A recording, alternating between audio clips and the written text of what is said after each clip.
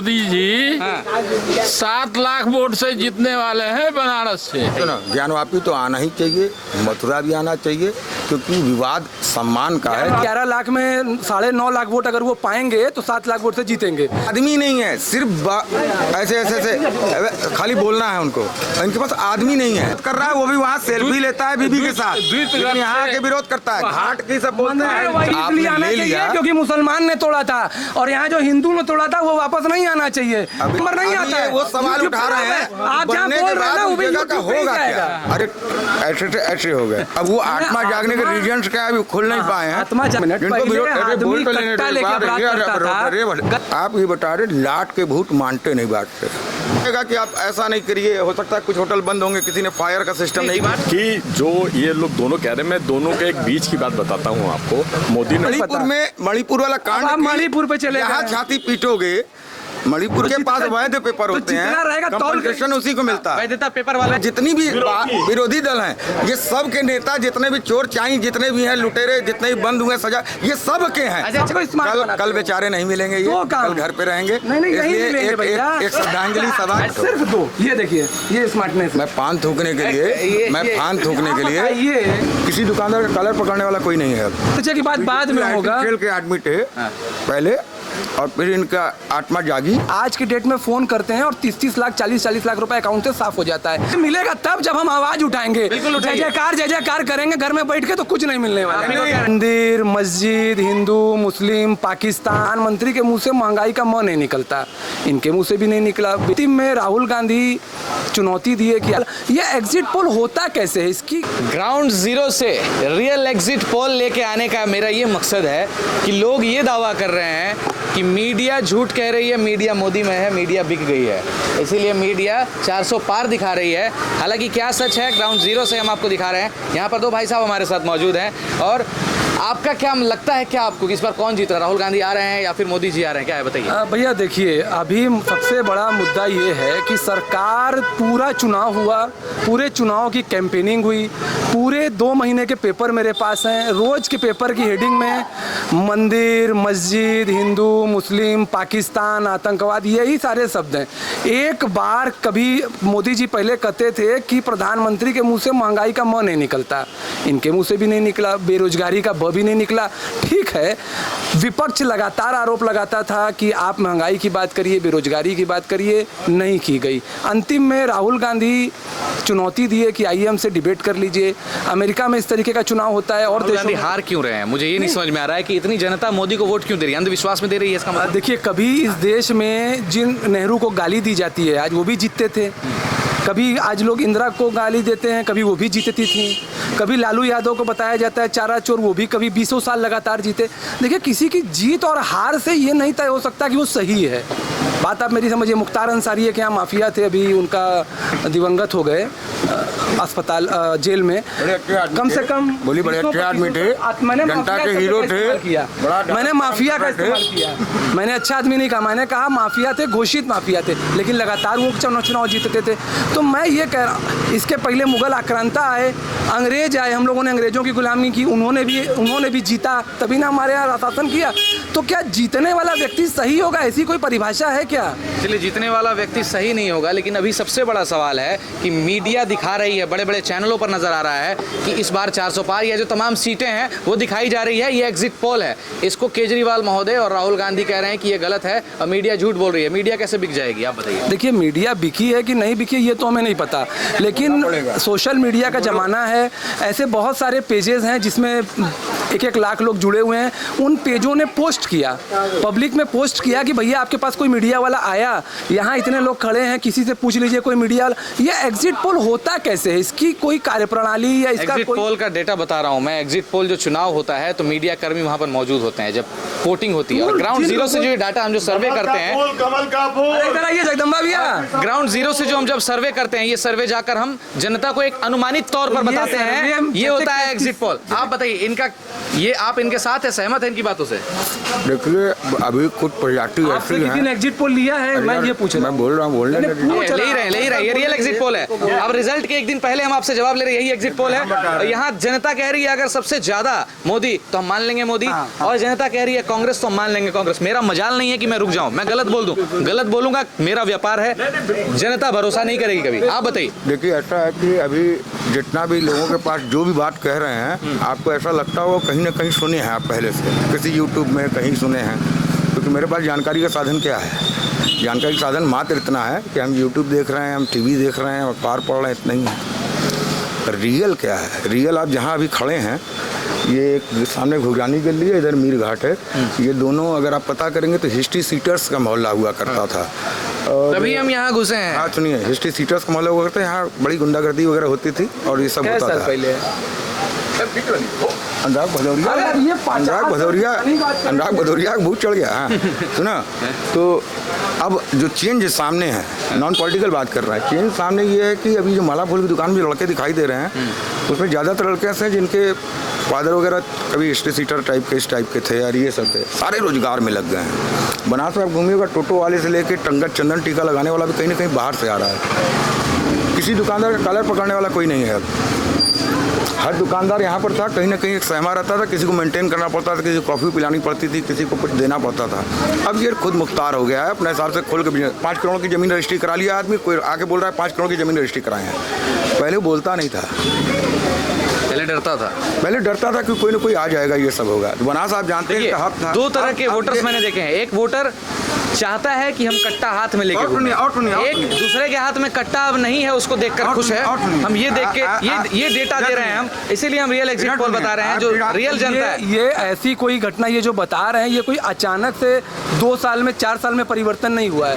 ये परिवर्तन मैं भी जब 20 साल पहले 25 साल पहले को याद करता हूँ तो बिल्कुल ये जो कह रहे हैं वो माहौल था, लेकिन ये माहौल खत्म होने में जानिए पहले ये रुक जाइए, परिचय उरिचय की बात बाद में होगा। खेल के आदमी थे पहले, और फिर इनका आत्मा जागी, तो जब आत्मा जागी तो फिर ये डायरेक्ट ऐसे से ऐसे हो गए। अब वो आत्मा जागने के रीजन्स क्या है अभी खुल नहीं पाए हैं। आत्मा जागने का रीजन ये है कि मैं सवाल कर रहा हूँ, मुझे 2014 में बताया गया कि ये काम हम करेंगे, फिर 2019 में बताया गया ये काम हम करेंगे, 2017 में मैंने योगी जी को वोट किया, 2019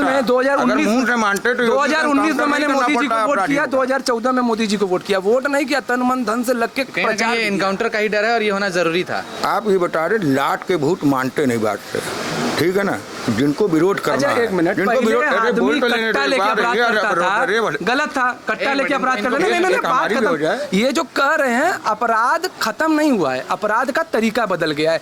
पहले छुट भैये 2000, 5000, 10,000 रुपए कट्टा सटा के छीनते थे, मांगते थे। आज की डेट में फोन करते हैं और 30-30 लाख, 40-40 लाख रुपए अकाउंट से साफ हो जाता है।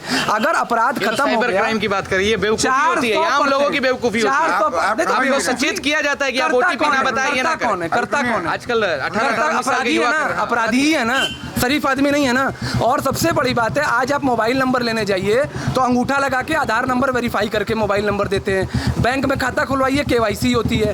ये जितने भी साइबर अपराध हो रहे हैं, इसमें 2 ही चीज का आपके हिसाब से सेटअप है, एक मोबाइल और एक बैंक अकाउंट। बदलाव की बात अगर कर रहे हैं बीजेपी और कांग्रेस के बीच, तो बहुत बड़ा मुद्दा उठ गया है। यहाँ पे बहुत सटीक लोग मिले हैं, 2 ये पॉजिटिव चीजें बता रहे हैं, नेगेटिव बता रहे हैं। तो आपके हिसाब से कोई बदलाव नहीं है? बदलाव है, बिल्कुल है। पहले हम लोग यहाँ जहाँ खड़े हैं, इस गली में 100 फुट की सड़क थी, अचानक से ये 10 फुट की गली हो गई। 5 लाख स्क्वायर फीट का कॉरिडोर बना है। आप यहाँ सुबह आ जाइए, दोपहर में आ जाइए, वहाँ तक लाइन लगती है। ये मेरा घर है, सुबह बच्चों को छोड़ने जाना होता है तो संघर्ष करना होता है, गाड़ी निकालनी होती है तो संघर्ष करना पड़ता है। और स्थिति देख लीजिए गली में कैसे गाड़ियाँ खड़ी हैं। और एक व्यक्ति आपको यहाँ पर, अभी आप मंदिर में जाएंगे, मंदिर में CRPF है, PSC है, पुलिस है, प्राइवेट सिक्योरिटी, बाउंसर लगे हैं, काला कपड़ा पहन के 6-6 फुट के बाउंसर लगे हैं गर्भगृह पे पब्लिक को ढकेलने के लिए। यहाँ पर आप देख लीजिए, ये मंदिर यहाँ से 100 मीटर दूर है और गली की हालत देख लीजिए। और अभी इसी गली में जब लाइन लग जाएगी तो आदमी इधर से उधर नहीं जा पाएगा, उधर से इधर नहीं आ पाएगा। इलेक्ट्रॉल पिला दीजिए। ऐसा है अभी भैया एक मिनट और, एक आखिरी बात, भैया कह रहे हैं कि रोजगार बढ़ा। रोजगार में इन्होंने उदाहरण क्या दिया, माला फूल दलाली, दर्शन कराई, ये सब। ये देखिए पीछे सुमंगल ड्रेसेस है, कैमरे में दिखाइए।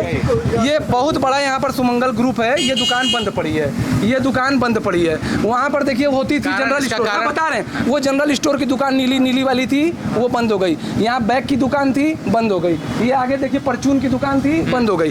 सारा व्यापार इस गली में, विश्वनाथ गली ऐतिहासिक गली थी, जहाँ पर बनारस का कोई व्यक्ति शादी विवाह त्योहार जीना मरना बिना यहाँ पे परचेजिंग किए नहीं कर सकता था।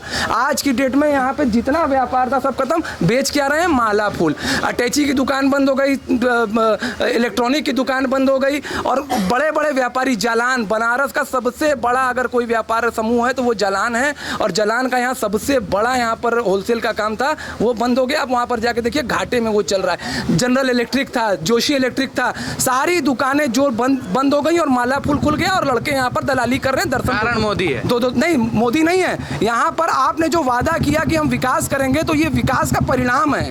आपने कहा विकास करेंगे, तो विकास में चीजें ऊपर जाती हैं, नीचे नहीं आती हैं। 75% लाने वाला लड़का 40% ला के पास हो रहा है, तो उसको आप उसका प्रगति नहीं मानेंगे। सच क्या है? सच ये है कि यहाँ पर इनका घर है, यहाँ पर इनका घर है, ये होटल खोलने जा रहे हैं। मतलब जो घर में ऐसे ही रह रहे थे, तो वहाँ से लाखों कमाएंगे। जिनकी दुकानों में 20,000 रुपए की कमाई नहीं होती थी परचून वाले, वो 50,000 रुपये माला फूल से कमा रहा है। मतलब ये है कि दुकानदार परिवर्तन। अरे यार हमको तो बोलने दो, आप तो हवा में बात कर रहे हैं। ठीक है, एक मिनट बोलने दो। 50,000 रुपए कौन है? क्या किसी माला वाले का इंटरव्यू करवा दीजिए जो 50,000 कमाता हो। दरअसल कुछ लोग ऐसे हैं जिनको कि आपको नजरअंदाज करना ही पड़ेगा, क्योंकि वो विरोध करेंगे ही करेंगे। अल्टीमेटली क्या है, जब रिजल्ट आएगा, कितने % वोट जितना ही पड़ा, वो पक्ष में पड़ा, विपक्ष में पड़ा। अभी तो सबसे बड़ा दावा इन्होंने कह दिया है कि मोदी मीडिया है, मीडिया बिक चुकी है और मीडिया गलत एग्जिट पोल। सवाल करिए ना, 5 लाख स्क्वायर फीट का कॉरिडोर बना। जब कॉरिडोर की योजना आई थी तो मोदी जी का भाषण था शिलान्यास के समय कि गलियों में यहाँ लोग खड़े होते हैं, परेशानी होती है, यहाँ की कंजेस्टेड गलियां हैं। यही दिखा रहे हैं, रियल एग्जिट पोल दिखा रहे हैं कि जनता क्या कह रही है, जनता ने वोट आखिर किसको दिया। अब निकल के बाहर आ रहा है, और अभी मेरे को तमाम जनता यहाँ पर मिली, वो कह रही थी मोदी, और 2 लोग मिले सिर्फ कांग्रेस वाले। एक आप मिले भाई साहब जो बता रहे हैं, ये बात कांग्रेस की बात कब कर रहा हूँ मैं तो मुद्दे की बात कर रहा हूँ। मुद्दे की बात, मैं तो कांग्रेस की बात ही नहीं कर रहा हूँ कि विकास की आप बात करते हैं तो विकास क्यों नहीं हुआ, लेकिन इसका भी फैक्ट चेक हम करेंगे। आप बताइए। विकास, अभी होटल खोलने की बात कही। नहीं, अब विकास जो है, एक मिनट, विकास उत्तरोत्तर किसी व्यक्ति का कैसे कहा जाएगा? उसकी लाइफस्टाइल चेंज हो, उसका रहन सहन, उसका खान पीन चेंज हो, तो उसकी आय बढ़ेगी तो ही होगा। अब आय बढ़ने के तरीकों में ये कह सकते हैं हमको ये वाला नहीं, ये वाला चाहिए था, हमको वाले नहीं। अब ये सड़क मान लो चौड़ीकरण होगी, तो फ्रंट वाले जाएंगे, दुकान वाले तो पक्का है वो चिल्लाएंगे। लेकिन होता क्या है कि विकास का लक्षण यही है कि एक मुट्ठी चिल्लाएगा और एक जहुआ खुशी मनाएगा, क्योंकि सड़क चौड़ी होगी तो पूरा बनारस कहेगा वाह वाह मोदी चौड़ा कर दिए। लेकिन यहाँ वाला जो आदमी वो कुछ न कुछ करेगा। यहाँ जिनके मकान गए उनमें कुछ लोग तकलीफ में भी हैं, कुछ ने दान भी किया है। हम लोग यहाँ पर जो हैं बचपन से देखते रहे हैं कि यात्रियों को कोई सुविधा नहीं थी। हम लोग इसलिए खुश हैं क्योंकि हमारा यहाँ बिजनेस नहीं है, मेरा कहीं और बिजनेस है, मेरा घर यहाँ है। हम लोग इसलिए खुश हैं कि यात्री अब देख रहे हैं कि पहले से ज़्यादा कंफर्ट महसूस कर रहा है, बिजनेस खुल गए, अपॉर्चुनिटी इतनी बढ़ गई है कि होटल्स की संख्या इतनी ज़्यादा होगी कि बनारस में विंडो AC स्प्लिट AC मिल नहीं रहा है, क्योंकि इसके रेट ज़्यादा हैं। मैं खुद यहाँ रुकने के लिए आया तो मैटर हो गया, बहुत ज़्यादा रेट है, वो डिफरेंट मैटर हो गया। कल को एक कानून आएगा कि आप ऐसा नहीं करिए, हो सकता है कुछ होटल बंद होंगे, किसी ने फायर का सिस्टम नहीं किया, डिमांड ज्यादा है तो ऑब्वियस ही बात है, रेट बढ़ेगा। ऑब्वियस होगा तो उसमें बढ़ेगा। जब बहुत बढ़ेगा तो उसमें कानून आता है, जब अपराध बढ़ता है तभी तो अपराध उतने कानून आते हैं, एक लिमिटेशन आता है कि तो वो सब होगा। वी आर टू हैप्पी कि हम लोग ग्रो कर रहे हैं हर तरफ से। लेकिन ये मत सोचिएगा कि जली हुई जो होते हैं थोड़ा सा वो तो रहेंगे, और वो नहीं रहेंगे। हम खुद ही, मेरे 2-4 सपाई और कांग्रेसी मित्र हैं जिनके साथ बैठ के खाली चर्चा छेड़ते हैं। इन्होंने दुनिया भर के अच्छी बातें की, खूब मिठाई के ऊपर बरक लगाया, ऊपर से छिड़का, लेकिन चीनी डालना भूल गए। जा रहे हैं कि नहीं? मैं नहीं खोलने जा रहा हूँ, मोदी की वजह से खोलोगे। वही बात। अब आप व्यक्तिगत क्यों बात पर आ पा रहे हैं? मैं कुछ कर रहा हूँ, व्यापार की हो रही है। ये पीतल का बर्तन एक मिनट पहले नहीं बेचते थे। एक मिनट, अपॉर्चुनिटी किसने दी?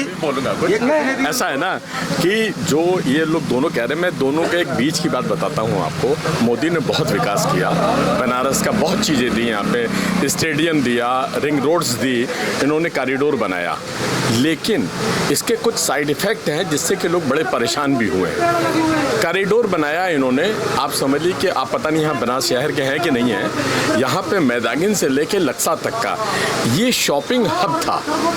मतलब आपके यहाँ कोई फंक्शन हो जाए तो बिना इस मार्केट में आए आपकी शॉपिंग कंप्लीट नहीं होती थी। आज की पोजीशन ये है कि 90% वो दुकानें यहाँ से हट चुकी हैं। कारण कि लोकल आदमी यहाँ पे आ नहीं पाता है परचेजिंग के लिए, भीड़ भाड़ के कारण की इस कदर परेशानी हो गई है। और यहाँ तो एक डिफरेंट मुद्दा है, बाहर से लोग आ रहे हैं, पर्यटक आ रहे हैं तो भीड़ हो रहा है। मैं विकास की बात पे आ रहा हूँ, विकास की बात। और यहाँ का बिजनेसमैन जो था, सबसे अधिक जो यहाँ का स्ट्रॉन्ग बिजनेसमैन था, पूरा खत्म हो गया। अभी भाई साहब ने एक बात कही कि यदि मान लीजिए कि ये गड़ी चौड़ी होगी तो कुछ लोग चिढ़ेंगे और कुछ को होगा। कंपनसेशन जो बांटा गया वो ठीक है, जिसकी बिल्डिंग थी उसको मिला है। उस बिल्डिंग में नीचे पूरा मार्केट था। मार्केट वालों को ये आश्वासन दिया गया था कि कॉरिडोर बनेगा, उसमें आपको शॉप दी जाएंगी, यहाँ से शिफ्टिंग करिए आपको दी जाएंगी। लेकिन कॉरिडोर बनने के बाद में उसमें उनको शॉप नहीं दी गई। ये एक बहुत बड़ा मुद्दा है। ये 50,000 रुपए स्क्वायर फीट का रेट लेके दी गई, समझ रहे हैं आप, और वो भी लीज पे दी जा रही है। और 3 फुट बाई 10 फुट की दुकान दी जा रही है, भले ही आपकी 250 फुट की दुकान गई हो। तो दुकानदारों की दुकानदारी चली गई और नई उनको दुकानें मिली। दूसरे एरिया में दुकानों के रेट है 1 से 1.5 करोड़ रुपए। तो इसलिए पब्लिक में आक्रोश भी बहुत है। अच्छा, और वाली बात हो गई कि जब अतिक्रमण होता है तो अतिक्रमण से लोग, आम लोग परेशान होते हैं। जब अतिक्रमण हट जाता है उसमें उनकी भी दुकान होती है तो उनको तकलीफ होती है। अतिक्रमण नहीं है, ये इन्होंने लिया है। नहीं, मैंने एग्जांपल दिया, जैसे रोड पर वो अलग बात, सड़क पे से जब अतिक्रमण हटाया जाए, सुनिएगा मेरी बात, सड़क दुकान नहीं, उस पे नहीं जा रहा हूँ मैं आपको एग्जांपल दे रहा हूँ। बुरा कब लगता है? जब सड़क पर अतिक्रमण होता है। एक मिनट सुनिएगा मेरी बात। जब सड़क पे अतिक्रमण होता है, अतिक्रमण किया हुआ होता है लोगों ने, तो आवाजाही में लोगों को दिक्कत होती है, वो शिकायतें करते हैं, इसको आप हटाइए। और जब हटा दिया जाता है तो उन्हीं में से एक ऐसे लोग होते हैं जिनकी दुकान उसमें होती है, वो गालियां देते हैं सरकार को। लेकिन अब ये वैध रूप से था, यहाँ पर इनकी बिल्डिंग थी और इनको वैध रूप से था, जिनको कंपनसेशन मिला वो मालिक थे। और जो दुकानदार थे, जो किराए पर थे, उनको आश्वासन दिया गया, उनसे कहा गया कि आपको दुकानें दी जाएगी, और नहीं दी गई। और अब क्या बोल रहे हैं आप, रेट 50,000 रुपए लेके? मैं ये कह रहा हूँ कि जो काम किया गया, जो आपने कहावत सुनी होगी कि सब धान 22 पसेरी, अंधेर नगरी चौपट राजा, टके शेर भाजी टके शेर खाजा। जब यहाँ पे कॉरिडोर की योजना आई तो जिसकी नहीं, ऐसा है कि हमेशा मुस्कुराते रहते हैं। 250 ये इशू मिलेगा, जिसकी दो नहीं बर्बाद होता ही है। नहीं, उनकी मुस्कुराहट वही मैं बता रहा हूँ ना, बरक की तरह, डेटा नहीं है, हवाई मुस्कान है खाली। कॉरिडोर बना, 100 दुकानें ली गई, 100 दुकानें गई। ये कह रहे हैं कि मेरी यहाँ दुकान नहीं है, मेरा यहाँ पर कुछ नहीं है, उसके बाद इनको बेनिफिट क्या मिला नहीं पता। मणिपुर वाला कांड, आप मणिपुर पे चले यहाँ छाती पीटोगे, मणिपुर वाले कांड को लेकर तुम यहाँ पर छाती पीटोगे, या दिल्ली में एक बिल्डिंग में आग लगी, आप अपना देखिए। आपके यहाँ बेनिफिट अगर हुआ है, आपके यहाँ मुद्दे पे आइए ना, दुकान का बताइए ना जो चलना चाह रहे हैं। ये दुकान का क्या कहिएगा कि यहाँ दुकान, जो दुकानदारों को आश्वासन दिया गया, दुकानें नहीं मिली, वैसे हवाई बात करेंगे, हवाई बात करेंगे। अब आप पहले सुन लीजिए, हम जो कह रहे थे बात पूरी हो जाए।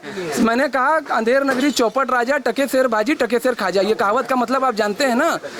जब 200 स्क्वायर फीट की जिसकी दुकान थी उसको भी इन्होंने दुकानदार माना, जिसकी 20 स्क्वायर फीट की दुकान थी उसको भी दुकानदार माना। कंपनसेशन दोनों को बराबर दिया गया। और जब कॉरिडोर बन गया तो जब दोनों दुकान लेने गए तो दोनों को बराबर दुकान दी गई, और दोनों से बराबर 30 स्क्वायर फीट, 25 स्क्वायर फीट। आप बड़े व्यक्ति से बड़ी दुकान ले रहे हैं, उसको भी उतनी ही दुकान दे रहे हैं। छोटे दुकानदार से छोटी दुकान ले रहे हैं, उसको भी उतनी बड़ी दुकान दे रहे हैं। पैसा कंपनसेशन दोनों को बराबर दिया, और सरकार सबको बराबर आंख से देखी। ठीक, पेड़ एक व्यापार में फल नहीं देता आपको, पेड़ राजी फल देगा। तू मीडिया में बताओ, नहीं ना, हमेशा सर पेड़ कभी भी एक बार में फल नहीं देगा, वो आपको धीरे से फल देगा। सरकार सबको एक नजर से देखेगी, बार बार सबको नहीं देगी। सरकार 5 किलो राशन फ्री में दे रही है हमें। ठीक, लॉकडाउन में गेहूं, चावल, आटा, तेल, नमक, चना दिए ना, फ्री का नहीं दिया है। ठीक, वही तो बोले हर हर मोदी घर घर मोदी, बस इतना ही हम कहना चाहते हैं। ठीक है, अब बताइए, मुद्दे की बात करें, दुकानदारी की बात हो रही थी, तो दुकान, एक मिनट आपसे एक सवाल करेंगे। आप बहुत मोदी मोदी कर रहे हैं, यहाँ जनता भी तमाम मोदी मोदी कह रही है, एग्जिट पोल में भी हम यही डेटा दे पा रहे हैं कि बीजेपी जीत रही है। लेकिन अभी आपको बता रहे हैं, इन्होंने जो मुद्दे की बात कही है, दुकानदारों को आश्वासन दिया गया, तो दुकान क्यों नहीं? अब हमसे सुनिए, अब ये दुकान है, ऊपर देखिए क्या है, मंदिर है, दिखा मंदिर है। ये दुकान का जब अभी जाएंगे किसी से पूछेंगे तो आपकी दुकान किसकी है, तो वो रेंट पे लिया होगा किसी तरीके से। दुकानें जो गई हैं वहाँ पर कोई 200 रुपये रेंट में था, कोई 400 रुपये रेंट में था, 500 रुपये की चाय पीता था और अपना मस्ती से रहता था, कमाता था। जब कंपनसेशन देने की बारी आई, हमारा तो प्रॉपर्टी वगैरह काम भी है, तो गवर्नमेंट के पास ऑप्शन क्या होता है, आप लैंडलॉर्ड हो या रजिस्टर्ड फर्म हो या इनकम टैक्स भरते हो या सेल टैक्स भरते हो, आपकी औकात का पता लगाएगी ना, तब तो उस हिसाब से कंपनसेशन बनेगा। ये दिखाएंगे मेरा 1 करोड़ का बिजनेस इस दुकान से होता था, तो आपके कंपनसेशन। अब ये तो पूरी तरह से कुछ थे नहीं, तो अब उसमें यहाँ तक की पोजीशन थी कि मकान मालिक दुकान अपने ही किराएदार के नौकरी करने वाली भी दुकान थी यहाँ पर, क्योंकि वो खाली नहीं करते रहे थे। अब ऊपर वाले का जब छत्ता पलटा, जब लैंडलॉर्ड को पैसा मिला, तो उसमें नीचे वाले थे, उन्होंने आय दिखाई थी ना, अपना कुछ दिखाया था ना, रिटर्न भरते ना, उनकी कोई फर्म थी, तो कंपनसेशन क्या मिलेगा फर्नीचर इधर उधर करने का। वो बताते थे हम 2000 रुपये महीना कमाते हैं भाई साहब। अरे तो मैं यही तो कह रहा हूं कि कुछ तोलेंगे ना, अगर आप खीरे नहीं तोलेंगे, खीरा लेने भी जाएंगे तो किलो में लेंगे ना, हमेशा सब से कोई बराबर। ये तो अवैध हो गया पूरी तरह से, फर्म रजिस्टर। हाँ, सब अवैध है, सब अवैध है, किसी के पास कागज नहीं है। नहीं सुन लीजिए, 1 मिनट सुन लीजिए। सब कब्जेदार थे, सब 200-300 देते थे, सब किराएदार थे, तो जो सबका पैमाना बात देखिए, मालूम कुछ नहीं है। जिन्होंने रजिस्टर्ड पैसा दिया था, स्टाम्प पे किया था, उसमें मेरे सामने ऐसे लोग हैं जिनको 18 लाख रुपए। अच्छा, जो सुप्रीम कोर्ट गए थे उनको पैसा मिला है, गए ना, सुप्रीम कोर्ट गए हैं, वहाँ से पैसा मिला है, सरकार ने नहीं दिया। भैया अच्छा सुनिए, आप झूठ आधी बात क्यों बता रहे हैं? ट्रांसमिशन लाइन में काम किया हो, जिसमें खेत खलियान लिए जाते हैं किसानों के, हाँ, जिनके पास वैध पेपर होते हैं, कंपनसेशन उसी को मिलता है। वैधता पेपर वाला की मिलती है, तो आप नाप के देंगे ना, नाप के देंगे ना, बिना नापा दे देंगे। एक मुद्दा और हम हाँ बताइए। कि कॉरिडोर बना, कॉरिडोर किस लिए बना था कि जितने भी यात्री आएंगे उनको आने जाने में, दर्शन में बहुत सुविधा मिलेगी, ठीक है। उसके लिए इन्होंने गेट नंबर 4 में लगाया था। गेट नंबर 4 पे जबकि इतनी अधिक वहाँ की कैपेसिटी है कि लाख आदमी अंदर चला जाए, लेकिन कभी अंदर ये लोग आदमी को नहीं लेते हैं, बाहर लाइन लगवाते हैं। VIP गेट बनी हुई है। हाँ, नहीं आप पहले मेरा मुद्दा समझिए। वहाँ पे 50,000 आदमी बाहर धूप में खड़ा रहता है, न तो वहाँ मैटिंग बिछती है, न कोई पानी की व्यवस्था होती है मंदिर की तरफ से, कुछ नहीं होता है। होता क्या है, आदमी खड़े खड़े परेशान होता है, तो सुगम दर्शन वाला वो टिकट लेता है। उनका मकसद ये है कि ज़्यादा से ज़्यादा रेवेन्यू इकट्ठा करो। जो यहाँ का कार्यकारी अधिकारी आया है उसको होता है कि भाई हमने कितना 2 करोड़ रुपया यहाँ पे कलेक्ट करके दिया। दूसरा अधिकारी आता है, कहता और लंबी लाइन लगवाओ, किसी को जाने मत दो, हम 2.5 करोड़ का कलेक्शन दिखाएंगे। वहाँ पे उनको ऊपर अपना कलेक्शन दिखाना होता है, उनको उससे कोई मतलब नहीं होता कि यात्री को कितनी सुविधा मिल रही है। टिकट वालों को भी कहाँ सुविधा मिली, वो भी तो भीड़ में लगे हुए। मैं क्या कह रहा, नहीं उसकी भी भीड़ लगी है। मकसद क्या था, जो आपने 2000 करोड़ लगाया, किस लिए लगाया है? यात्रियों की सुविधा के लिए। ये सुविधा के लिए नहीं हुआ, इन्होंने अपना बिजनेस कर लिया है, इन्होंने आय के लिए किया है। इन्होंने कहा कॉरिडोर बनाए, 1 साल में मैंने पूरा पैसा निकाल लिया। सुविधा क्या दी आपने? पहले यहाँ मीटिंग बिजती थी कि दोपहर में आदमी तपती हुई उसमें खड़ा नहीं हो पाता था, कहाँ से लगेगा लाइन में, चिल्ला के भागता है, औरतें बेहोश होकर कर रही हैं। ये देखिए रिकॉर्डिंग में दिखा रही, 3 दिन पहले की। ये देखिए, ये साड़ी की दुकान आप देख रहे हैं ना, यही है, इसी गली की है। तो बुरा हाल होता है लोगों का। आप कभी भीड़ में आके देखिए, इन्होंने विकास किया, लेकिन यहाँ का जो एडमिनिस्ट्रेशन है वो प्रॉपर सहयोग नहीं कर रहा है यात्रियों के संग। रीज़न क्या है अंदर का, हम बहुत अंदर की बात नहीं जानते, लेकिन जो प्रत्यक्ष दिखाई दे रहा है वो हम आपको बता रहे हैं। हम बनारस के विकास से खुश हैं, सब चीज़ें ठीक है, लेकिन कॉरिडोर की जो व्यवस्था थी, जो प्रॉपर तरीके से निचले स्तर पर जो काम होना चाहिए वो नहीं हो रहा है कायदे में। ऐसा है, ये इशू हैं, ये इशू ऐसा नहीं कि इशू लेस हो गया है बनारस, ठीक है। यही बात करना, आप पार्षदी का चुनाव, स्मार्ट सिटी का 2 काम बता दें, स्मार्ट सिटी का 2 काम बता दें, या पार्लियामेंट चुनाव। बनारस को बताया जाता है स्मार्ट सिटी। पार्लियामेंट में जब पार्लियामेंट में जब वोट करते हो, आप ओवरऑल देखते हो, पूरे देश को देखते हो, शहर के विकास को देखते हो।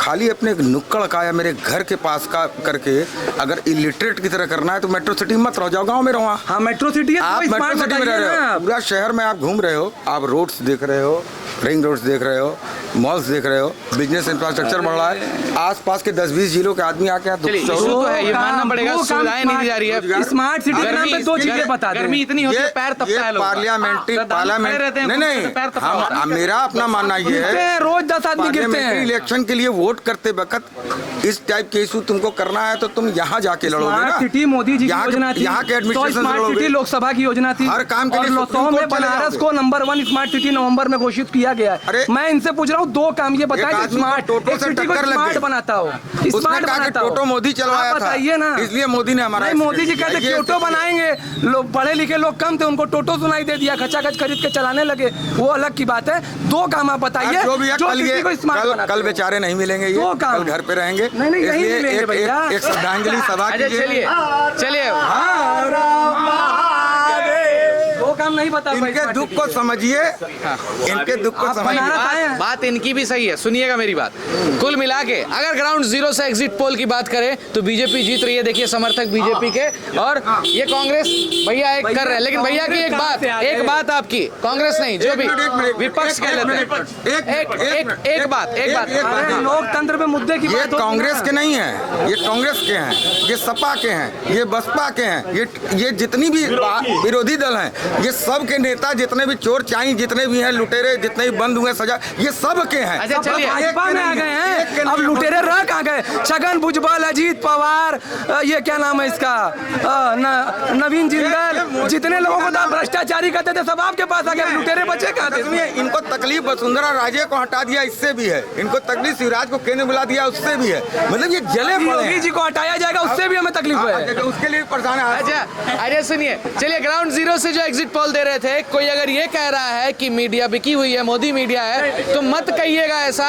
सवाल जब करेंगे तो परेशान हो जाइएगा। देखिए यहाँ पर भाई साहब हैं, इनको तकलीफ इतनी है कि सुविधाएं नहीं दी जा रही है, काम तो पूरा हुआ है, विकास तो पूरा हुआ, जिस विकास की बात करते हैं उसका रिजल्ट ये निकल रहा है कि तमाम सुविधाएं नहीं है। उम्मीद है आगे मिलेगा, उम्मीद है, बिल्कुल बिल्कुल बिल्कुल बिल्कुल मिलेगा। बिल्कुल उम्मीद है, बिल्कुल उम्मीद है। लेकिन ये मिलेगा तब जब हम आवाज उठाएंगे, बिल्कुल उठाइए। जय जयकार करेंगे घर में बैठ के, तो कुछ नहीं मिलने वाला। आप ही को कह रहे हैं, आप ही को कह रहे हैं जय इनको जय। कहना ये है कि आप सकारात्मक न होइए, अगर आप जागरूक ना करिए तो हमेशा सबको इनका सोचना है आप नकारात्मक रहिए। अरे क्यों ना हो, 99% लोग जब भक्ति क्यों ना हो करेंगे तो 1% सकारात्मक। लोगों को तो सवाल करना देश पड़ेगा। के किस पॉइंट पे देश पीछे गया है, खाली एक पॉइंट बताएं। ये इनके पास मैनिपुलेटेड डाटा है, कुछ न किसी तरह के बनारस में 90% चौराहे पे ट्रैफिक सिग्नल नहीं लगा है, हाँ। तो ये मैनिपुलेटेड डाटा है। बिना हेलमेट के लोग घूमते हाँ, बिना हेलमेट के अच्छा, लोग घूमते हैं, सुनिए। मैनिपुलेटेड डाटा है। पूरा शहर ये घूम लीजिए। गलियों में गाड़ी खड़ी है भैया, दिखाइए जरा। हमारी गाड़ी के आगे बिना हेलमेट के लोग आ जा रहे हैं, बिना हेलमेट के आ रहे हैं। इस पर काम होना चाहिए कि नहीं? आप बीजेपी वाले हैं, बताइए। हमें तो ये होना चाहिए कि आप मोदी जी कैसा आदमी है, आप बताइए, इस पर काम होना चाहिए कि नहीं? मेरी गाड़ी के आगे बिना हेलमेट के लोग आ जाते हैं। मोदी जी से मेरा ये कहना है कि बनास का 30% इलाके को हेलमेट लेस कर देना चाहिए। बात अगर विकास की करें, सुविधाएं नहीं मिली, सुविधाएं नहीं मिल रही है, सुविधा मिलेगी। एक और चीज है, मैं गाड़ी से आ रहा था, मैं झारखंड से ट्रैवल करते हुए जब वाराणसी घुसा हूँ, हर जगह मैंने देखा है लोग हेलमेट पहन रहे हैं। बिहार में घुसा तो थोड़ा सा देखा, नहीं पहने 24 घंटे हैं, लाइट लेकिन जल रही है। यहाँ पर देखा हूँ वाराणसी में कि बिना हेलमेट के लोग घूम रहे हैं। इस पर आप क्या कहेंगे? कानून व्यवस्था दुरुस्त नहीं है। इसमें मेरा एकदम थोड़ा सा ऑफ बीट है। 30% बनारस से तो इनको हेलमेट लेस कर देना चाहिए, क्योंकि यहाँ गाड़ी चलती नहीं है। क्या स्पीड से चलती है? 10-12 की स्पीड में आपको चलना है तो आप हेलमेट लगा के आप कैसे करोगे?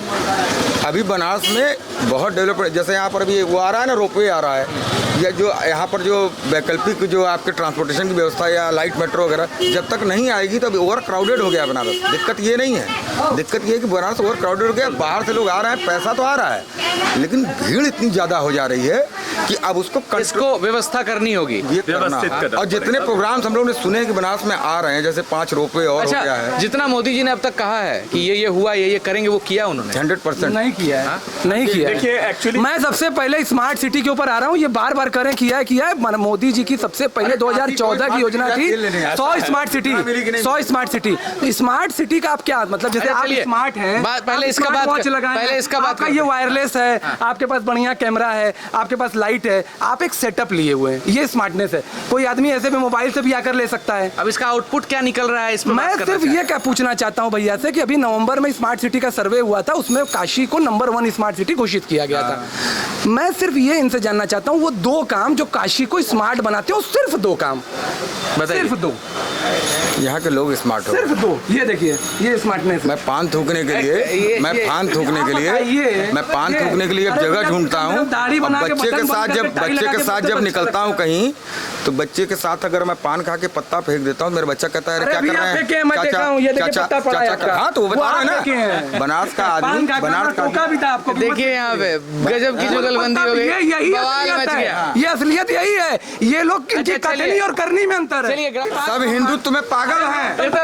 ये तो अंधभक्त हो गए आप, फिर ये तो अंधभक्त हो गए आप, इसको अंधा बता रहे हैं। एक बात बताओ, कोई विकल्प नहीं है। एक बात बताओ आप, कोई विकल्प नहीं है। अगर सिर्फ राम राम होता और विकास नहीं होता। अच्छा चलिए, सुनो पहले बड़ी बात। अगर सिर्फ राम राम होता और विकास नहीं बताने में तो बात अलग है। निकल रहा है। इसी गली में सीवर बहता था, जो चिकने पत्थर पे चल रहे हो आप, या बाहर देख रहे हो आरसीसी रोड है, या चारों तरफ लाइट लगी है, ये सब नहीं थी। हरी चश्मा के बाहर बच्चे घर में कोचिंग पढ़ने जाते थे, अगर 8 से 9 लड़की का हो गया तो हम लोग जाना पड़ता था लेने। आज 11 बजे बच्चे आते हैं तो आदमी फ्री है। ये भी एक स्मार्टनेस है।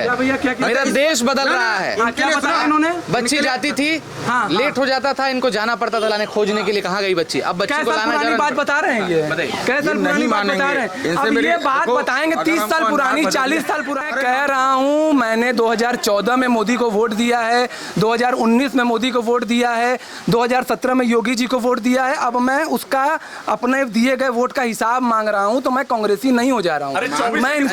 मैंने 24 में मोदी जी को वोट नहीं दिया, क्योंकि मुझे मेरे सवाल का जवाब देने वाले लोग नहीं थे।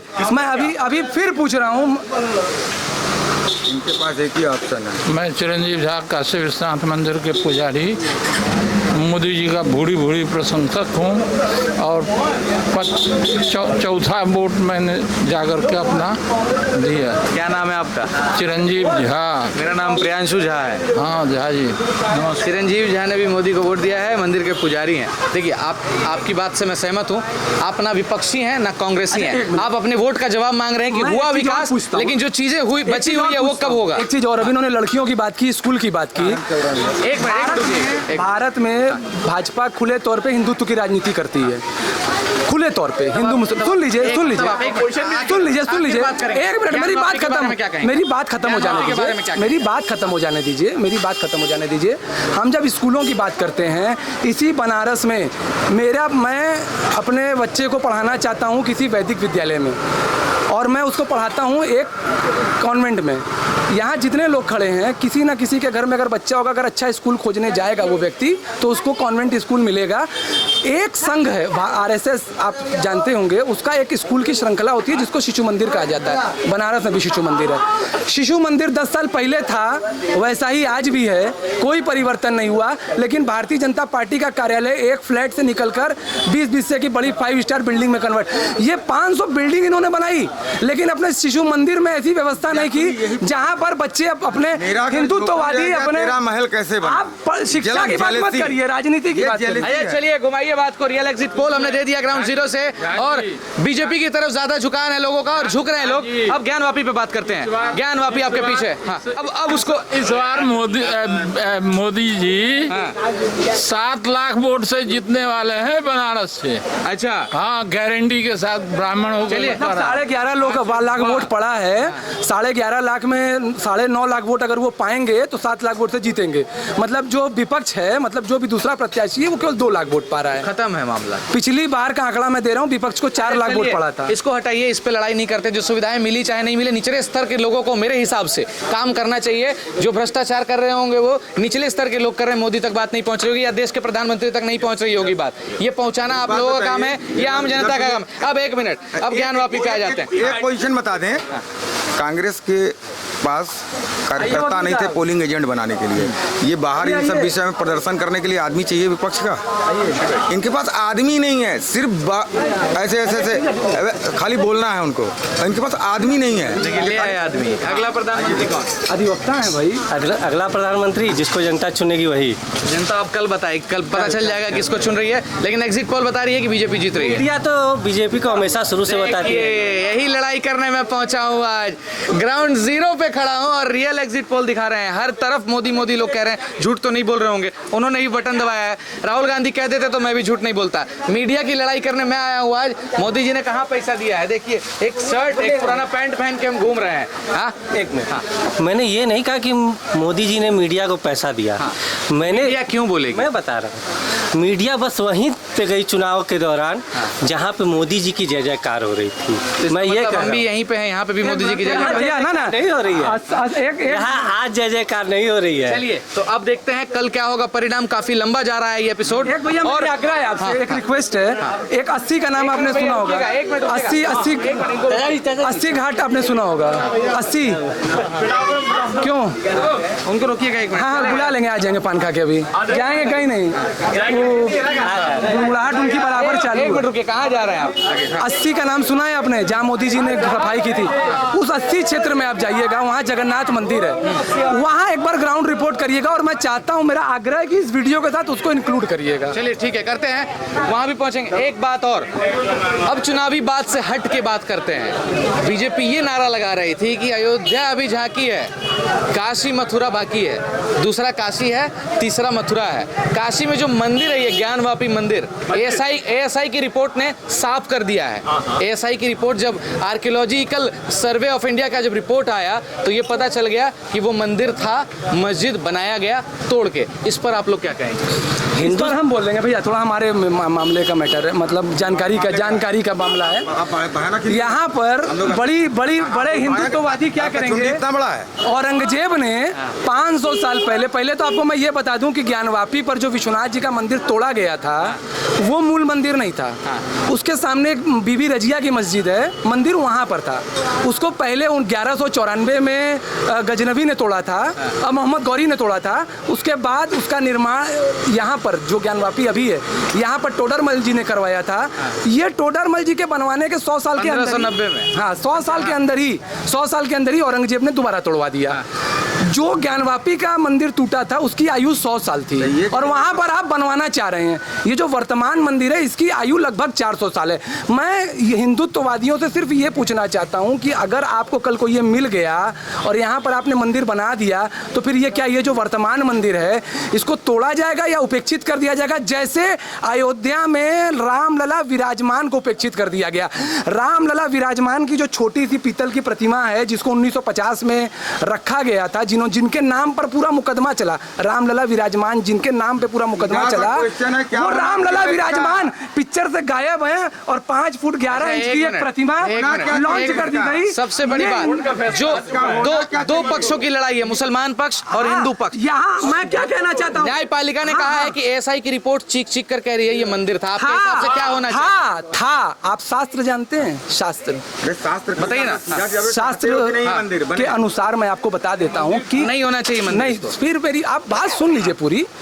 उसके अनुसार अगर कोई मंदिर स्थान का महत्व होता है, हमारे धर्म में स्थान का महत्व होता है। स्थान का महत्व आप ऐसे समझिए कि वैष्णो देवी का मंदिर ऊंचाई पर है, तो आप ऐसा नहीं कर सकते कि मूर्ति को उठाकर ले आकर नीचे बैठा दीजिए। वो जो नंदी, सुन लीजिए, नंदी तो अभी बैठाए गए हैं 200 साल पहले, नेपाल नरेश ने बैठाए थे। वो कोई पौराणिक नंदी नहीं है।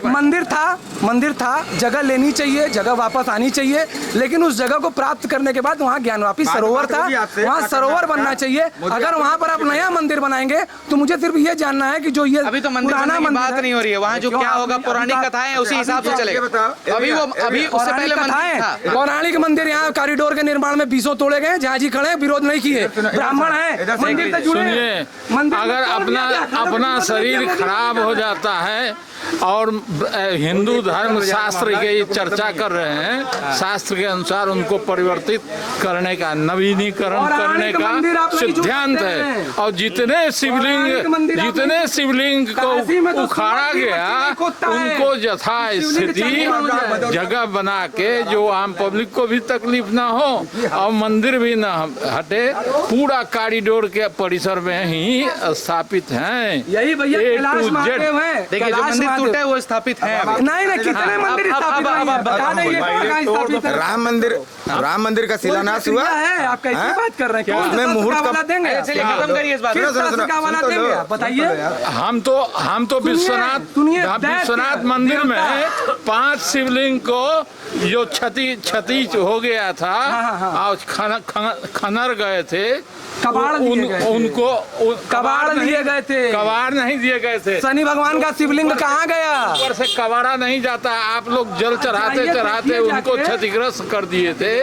उनको नया शिवलिंग बैठाया शिवरात्रि के दिन। ज्ञानवापी का क्या होना चाहिए? ज्ञानवापी तो आना ही चाहिए, मथुरा भी आना चाहिए, क्योंकि विवाद सम्मान का है कि वापिस इसलिए आपने आना ले चाहिए लिया। क्योंकि मुसलमान ने तोड़ा था और यहाँ जो हिंदू ने तोड़ा था वो वापस नहीं आना चाहिए। अभी- काशी खंडोक्त, पहले आप एक बात समझ लीजिए, आप मुहूर्त निकला था राम मंदिर का, स्कंद जिसमें पुराण विवाद हुआ था।